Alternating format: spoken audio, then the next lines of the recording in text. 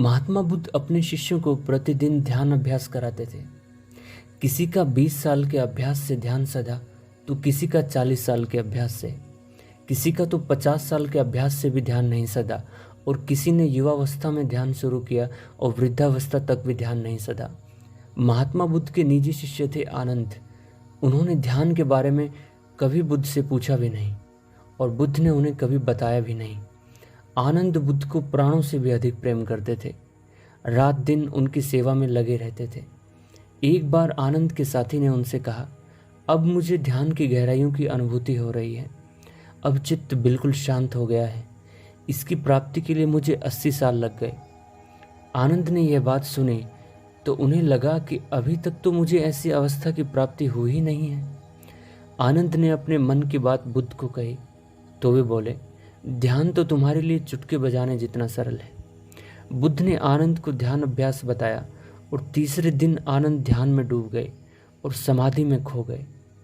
आनंद ने कहा, भंते, क्या कारण है कि मैं वर्षों की बजाय 3 दिन में ही उस स्थिति को प्राप्त हो गया हूँ?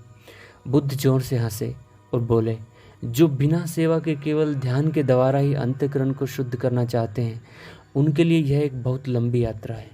सेवा के द्वारा तुम्हारा अंतःकरण इतना अधिक निर्मल और पावन हो चुका है कि अब तुम्हारे लिए ध्यान और समाधि बहुत ही आसान हो गए हैं। दोस्तों, हम अपने जीवन काल में जाने या अनजाने में दूसरों से काफ़ी सेवाएं लेते हैं, इसलिए हमारे ऊपर ढेर सारे ऋण होते हैं, जैसे कि मातृ पितृ ऋण, भूमि ऋण, गुरु ऋण इत्यादि। और साथ ही साथ हमारे पास ढेर सारे जन्म जन्मांतर के संचित कर्म भी होते हैं, जिसकी वजह से हमारे ऊपर एक भार रहता है। जब हम किसी भी जीव की निष्काम रूप से सेवा करते हैं तो यह भार बहुत धीरे धीरे कम होता है और हमारा मन शांत होने लगता है। धीरे धीरे हमें ध्यान की झलक मिलने लगती है और एक साधक समाधिस्थ होने लगता है।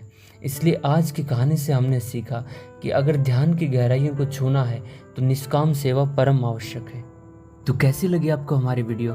प्लीज़ कमेंट में ज़रूर बताएं और लाइक, शेयर एंड सब्सक्राइब करें हमारे चैनल को।